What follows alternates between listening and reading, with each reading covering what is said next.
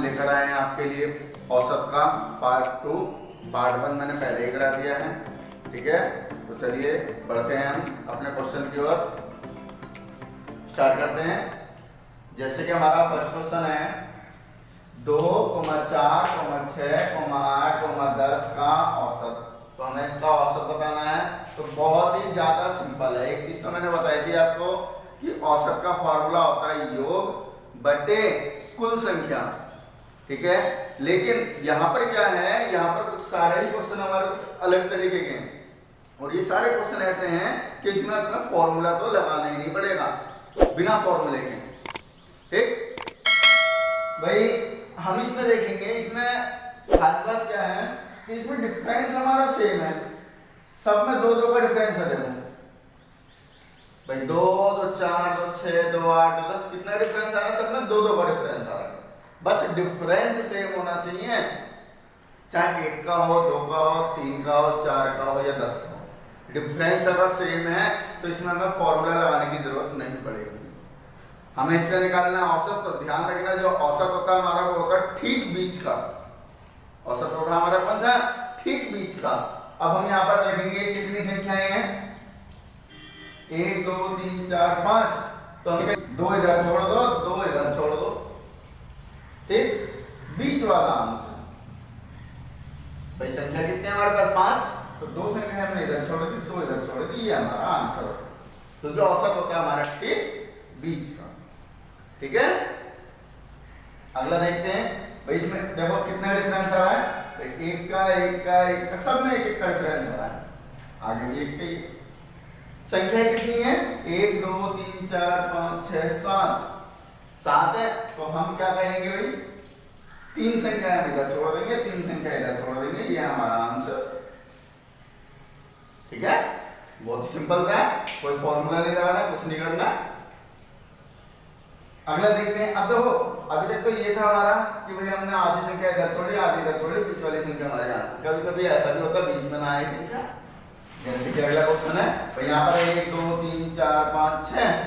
अब 6 संख्या है तो 3 इधर 3 इधर, तो हम कहेंगे भैया 3 इधर 3 इधर, तो बीच में तो कुछ भी ना बचा, तो बीच में औसत कैसे होगा। अब हम कहेंगे देखो, लेकिन 9 और 11, मतलब 9 के बाद 11 से पहले, तो 9 के बाद 10 और 11 से पहले 10, तो हमारा आंसर क्या हो जाएगा यहाँ पर 10। तो इसमें हम आंसर दे देंगे आपको 10, ये हमारा आंसर, ठीक है। अगर संख्या दोनों साइड में हाफ हाफ हो रही है तो सिंपल है, और अगर नहीं भी हो रही है तब भी हमें भी सिंपल ही है, तब हमें क्या करना है, इन दोनों के बीच की संख्या ले लेनी है, ठीक। अगले क्वेश्चन की ओर बढ़ते हैं। अच्छा, ये कंडीशन जो लगती है हमारी ठीक बीच वाली, ये तभी लगती है जब डिफरेंस सेम होगा सब में, चाहे कितने का हो, 5 का हो, 10 का हो, 20 का हो।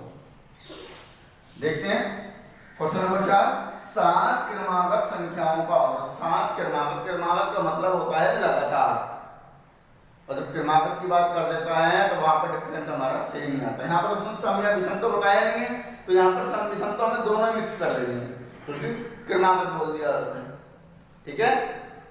अब संख्या कौन सी है, वो 7 संख्या है कौन सी हमें ये तो पता नहीं, लेकिन उनका हमें क्या पता है, औसत 33 है। तो इनमें सबसे छोटी संख्या कौन सी है, तो इनका औसत तो दे रखा है।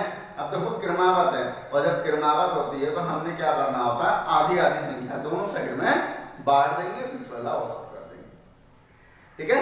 तो अब देखो 7 संख्याएं हैं, तो हम कहेंगे भैया 3 इधर छोड़ेंगे, 3 इधर छोड़ेंगे, और औसत को कहाँ रख देंगे, बीच में। तो औसत के हिसाब से चलेंगे हम। औसत कितना दे रखा हमारा 33, औसत 33 दे रखा। 3 संख्या आगे कौन सी लोगे, 33 के बाद 34 35 36। 3 संख्या इससे पहले कौन सी लोगे, 32 31 30, ठीक है। देखो 7 संख्या हो गई, 1 2 3 4 5 6 7, 3 इधर छोड़े 3 इधर छोड़े, हमने सबसे पहला औसत कर दिया। अगर इसे मेथड से करोगे तो बहुत लंबी इक्वेशन बन जाएगी, x x + 1 x + 2 x + 3 x + 4, इस तरीके से मानना पड़ेगा। औसत बराबर योग बटे कुल संख्या बराबर फॉर्मूला लगाना पड़ेगा, और कैलकुलेशन हो जाएगी बहुत बड़ी। और ये तरीका हमारा बहुत ही सिंपल सा है। तो ठीक है हमारा। अब उसने पूछा क्या हमसे, इनमें सबसे छोटी संख्या कौन सी, तो बताओ इनमें से सबसे छोटी संख्या कौन सी है, 30। तो यहाँ पर हमारा आंसर क्या हो जाएगा भाई, 30। ये हमारा आंसर। ठीक, नेक्स्ट क्वेश्चन देखते हैं, वो भी हमारा इसी तरीके से है। 4 क्रमागत सम संख्याओं का औसत। 4 संख्या बोली है उसने, कौन सी बोली, भोजन क्रमागत ही है लगातार, लेकिन यहाँ पर एक चीज बोल दिया उसने, सम संख्या है, केवल सम संख्या आनी चाहिए और 4 आनी चाहिए। तो 4 है तो हम कहेंगे भैया 2 इधर और 2 इधर, और औसत कहाँ रहेगा बताओ, बीच में। तो हमें तो सिर्फ औसत को ले लेना पहले, और औसत कितना दे रखा है देखो, 27। अब हमें संख्या कितनी लेनी थी, 4, तो 2 आगे 2 पीछे, और संख्या कौन सी है, सम। तो 27 के बाद बताओ सम संख्या कौन सी आएगी, 28, इसके बाद 30, इससे पहले कौन सी आएगी 26, और इससे पहले कौन सी आएगी 24। कितने हो गए देखो, 1 2 3 4 सम संख्या है वो, क्रमागत पुनरावृत्त का मतलब लगातार। ठीक है ना, 24 और 2 26 और 2 28। क्या पूछा उसने, सबसे बड़ी संख्या, सबसे बड़ी संख्या कौन सी हो गई 30। तो यहाँ पर हमारा आंसर हो जाएगा 30। अब यहाँ पर हम ये नहीं कहेंगे 1 2 3 4 5 हो गई, ये हमें काउंट नहीं करना है, ये हमारी संख्या में काउंट नहीं है इस बार, पिछली बार तक था। ठीक है, लेकिन इस बार में काउंट नहीं है, ये हमारी संख्या अलग है, क्योंकि ये औसत दे रखा है, ये हम इसे अलग ही छोड़ेंगे। हमने तो 4 के वहां पर सम संख्या ली थी, और इनके औसत अगर हम निकालेंगे देखो तो 26 और 28 के बीच में क्या आएगा हमारा 27। ठीक है, तो बढ़े नेक्स्ट क्वेश्चन की ओर। नेक्स्ट क्वेश्चन हमारा है, 5 संख्याओं का औसत 18 है। 5 संख्याएं हैं और उनका औसत कितना है 18 है। इसमें से एक संख्या निकाल देने पर शेष संख्याओं का औसत 16 है। तब उसने पूछा है निकाली गई संख्या कौन सी है, जो संख्या निकाली है वो कौन सी है।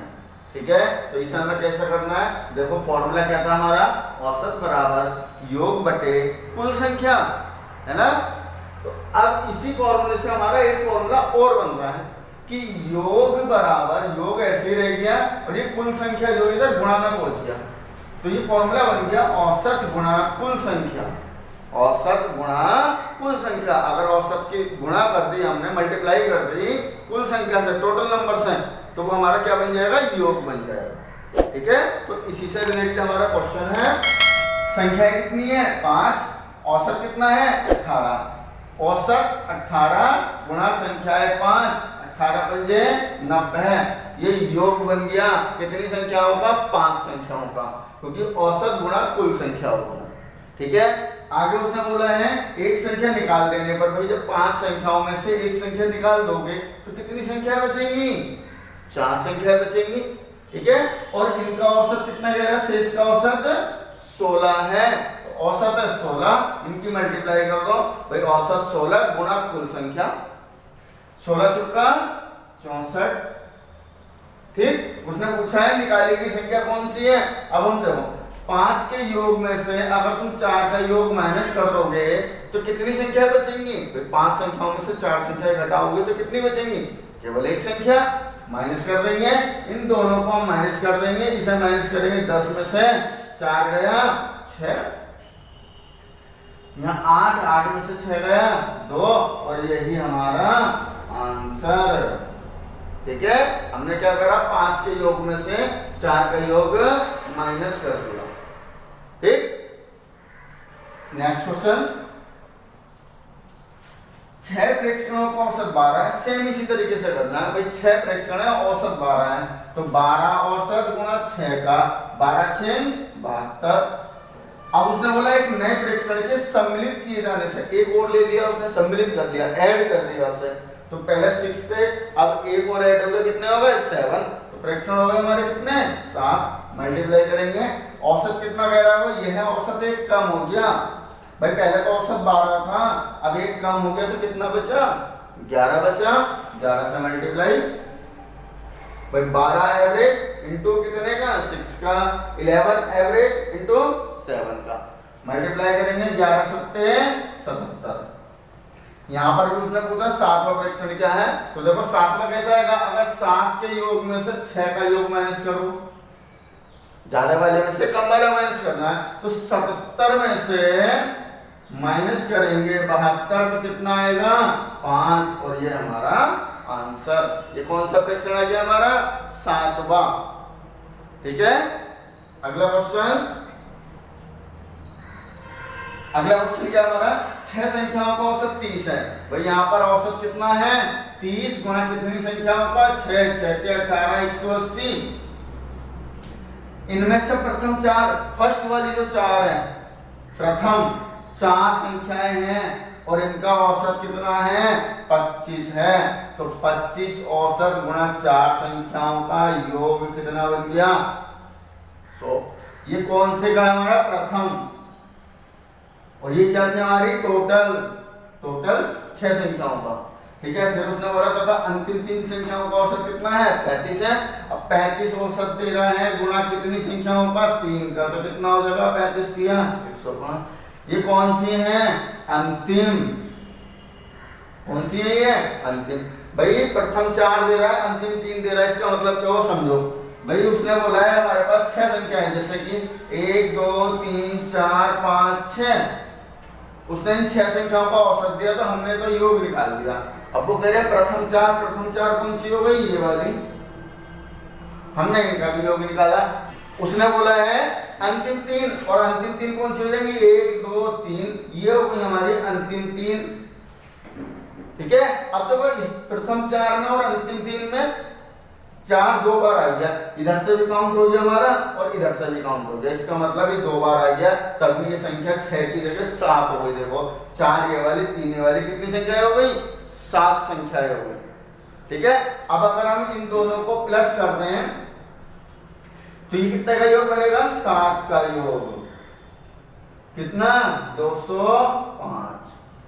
और अगर हम 7 के योग में से ये 6 वाला योग ये इधर लाके अगर हम माइनस कर दें तो कितनी संख्या बचेगी, एक संख्या, क्योंकि 7 में से 6 माइनस हो जाएगा तो एक ही संख्या बचेगी, और वो वही संख्या बचेगी जो दोबारा काउंट होगी।